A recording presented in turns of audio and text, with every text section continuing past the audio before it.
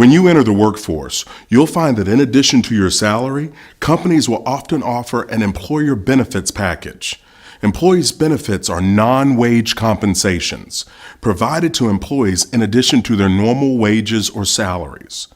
Employee benefits are designed to increase the employee's financial security, and in doing so, it improves worker retention across the organization. When you are offered a job, it's important to evaluate the employer's benefits package in addition to your salary. Common employer benefits are savings plans, insurance, time off, including sick and vacation time, stock purchase, educational reimbursement, incentive plans, and cafeteria plans. You might also have a choice of qualified plans wrapped in your employee's benefits package. Employer retirement accounts are qualified plans designed to help you save for retirement. They are funded with pre-tax contributions, which are taken from your gross income before taxes. These plans are tax-favored, which means you pay the taxes when you withdraw the money to use during retirement. Tax deferral also allows your investment to compound more quickly, resulting in more money for retirement. Some employer retirement plan types are a SEP, known as a Simplified Employee Pension. A self-employed person may deduct up to 15% of their profit on the business by investing in a SEP. 401k is a defined contribution plan offered by a corporation to its employees, which allows employees to set aside tax-deferred income for retirement purposes. In some cases, employers will match their contribution, but you should fund your plan whether your company matches or not. A 403b is found in nonprofit organizations, such as churches, hospitals, and schools. A 457 is a deferred compensation, which means you are deferring or putting off compensation.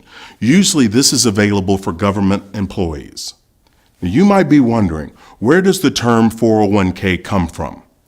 401k refers to the section of the tax code that discusses this sort of retirement plan, as does 403b and 457.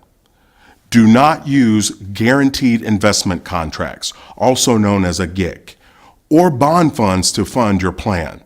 This is like a certificate of deposit inside your 401k. You will only make about 3 to 4%, and it will not help you long term. Retirement loans are something you should never do. You don't want to borrow against your retirement plan, ever. Even though you have to pay yourself back some interest, it's nowhere close to what it would have earned if you had left the money in the investment.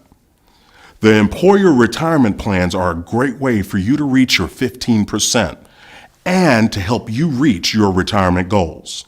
Now we're going to talk about things like IRAs and 401ks and 403bs and 457s and all that stuff in another lesson where we talk about how to shelter, how to put a code around these different investments. But I want to close up with this. Not long ago, I was meeting with a guy having lunch. Now I told you I like to hang out with somebody who's done something I haven't done to be able to learn from them. This guy's 72 years old and he's a billionaire. A billionaire. That's 1,000 million. Okay? You're beginning to get this. This is a lot. It's a lot more than I've ever seen. So when I have lunch with him, I've got my yellow pad out, I'm taking notes. I don't want to talk here. I'm not here to teach. I'm here to learn. I'm sitting at the feet of the master.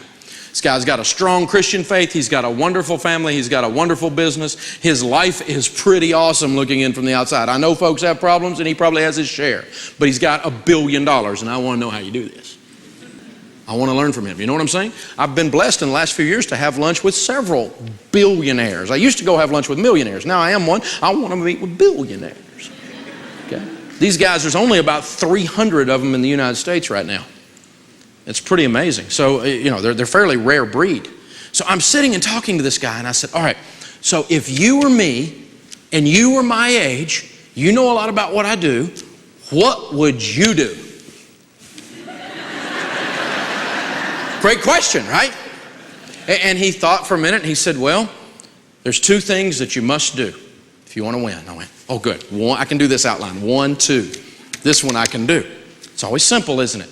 He said, one, I hear you on the radio when someone's hurting. I hear you give them a free book, or you put them through your course. I hear you do that all the time. If you ever stop doing that, I'm going to call you and bust you. Because he says, I've never met anybody who wins at money that doesn't give. And he said, you keep that giving spirit if you want to win. Check, I can do that one. I got that one. We can do that. Second thing is, there's this book I read. Now, I'm a huge reader. I believe in reading. Leaders read. Everybody that wins is a reader. So I'm a book nut. I got books everywhere. And I'm going, book, oh good, I'm going to write the book down. What's a book? This guy's got a book for me. I want the book. He goes, this book is so good. He said, I read it to my grandkids over and over and over again. Really? Your grandkids? I knew this stuff was simple. I tell people it's simple. Here I am. It's proven my theory. It's right. Simple. And he says, have you ever read the book, The Tortoise and the Hare? And I went, that's what you've got for me? The Tortoise and the Hare. And he said, yeah, Dave, I read The Tortoise and the Hare all the time. He said, I read it to my grandkids over and over and over again. He said, we live in a culture full of hares. The whole culture's ADD. They all need Ritalin. I mean, they're going bananas, you know? He said, there are so few tortoises. And he said, every time I read the book, the tortoise wins. Every time. I'd never get to the end of it. Chris is 22 years old, sends me an email. I love this when a 22-year-old asks a question like this and is at college. So smart. He says, what are the common traits of a millionaire? Well, Chris, you already have one of them. It's asking questions and learning and growing.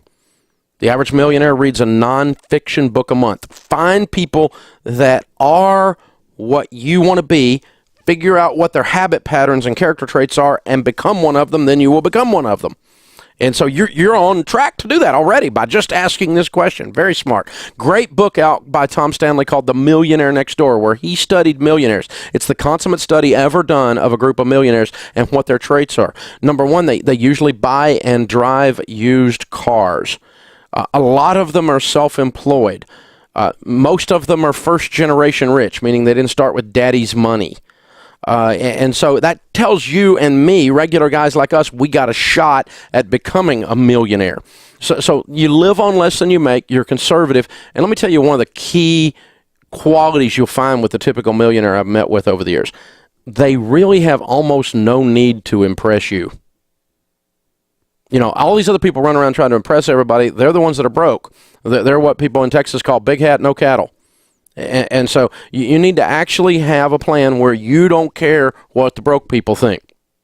And if you don't care what the broke people think, dude, you are on your way to being a millionaire.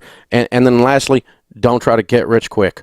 The best way to get rich quick is to get rich slow. You're on your way, man.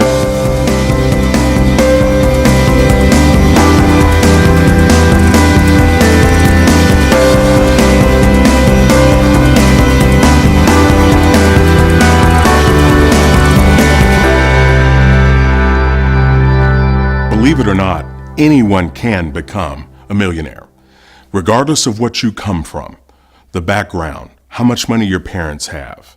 You can become a millionaire if you focus. You have to begin to take steps that are going to help you.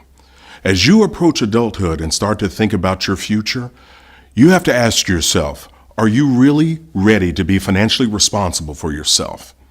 If you answered no, you're not alone. A recent study by the Jumpstart Coalition found that over 75% of young adults believe that they weren't ready to make smart financial decisions for themselves. You have to remember, you know how to work the system. You know how to work a game plan where you begin to budget, you begin to save, and you attack debt. That's how you become a millionaire. So whether you've ever stepped foot in a bank or you're actively saving and investing for your future, all it takes is a little effort. A lot of patience for you to become confident in your financial decisions. Remember that you can take advantage of compound interest. Here's a little secret. Compound interest is a millionaire's best friend. It's really free money. Seriously. But don't take our word for it. Let's take another look at the story of Ben and Arthur from chapter 2. Remember that Ben invested $16,000 over 8 years, and Arthur invested $78,000 over 39 years. Believe it or not, Ben came out ahead, $700,000 ahead. How did he do it? Starting early is the key. He put in less money but started 8 years earlier. That's compound interest for you. Remember I told you, money starts to make money, and then that begins to make money. It's a snowball effect. So it turned $16,000 into almost $2.3 million. And since Ben invested earlier, the interest kicked in sooner. So compound interest is your friend, but you have to leave it sitting. You have to let it grow. Remember, your investment is for later. Compound interest can help your money grow more money. Let's say you win the lottery. Pretty big deal, right? But that doesn't mean you're automatically set for life. It might sound crazy, but the truth is most lottery winners don't know how to handle large sums of money, and some even up going bankrupt. Instead of trying to get rich quick, you should focus on learning how to manage your money as it grows. And here's the deal. Investing just $100 a month for 40 years at 12% growth equals $1.1 million at retirement. That's much better odds than playing the lottery.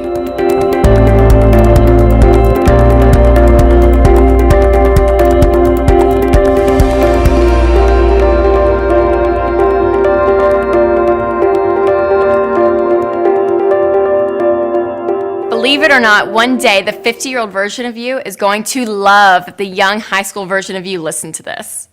But right now, you're in high school, so I totally understand that the last thing on your mind is retirement planning. As an adult in my 20s, I'm telling you, this is really exciting stuff. Planning for your retirement means planning to be a millionaire. Remember to choose an investment advisor who you trust, one who has the heart of a teacher, who's willing to explain all the details to you. Never sign the dotted line if you don't totally understand what you're agreeing to. Don't just nod and pretend you get it. Make sure you actually get it. Read all the documents twice and ask plenty of questions. It's your money. You're the only one who tells it what to do. The investor is simply there to help your money grow. So don't just sit around waiting on someone else, the government, your parents, or the lottery to pay your way. Take responsibility. Invest wisely and you will build wealth. Think about what you could do, where you could go, what you could start, how much you could give with millions of dollars.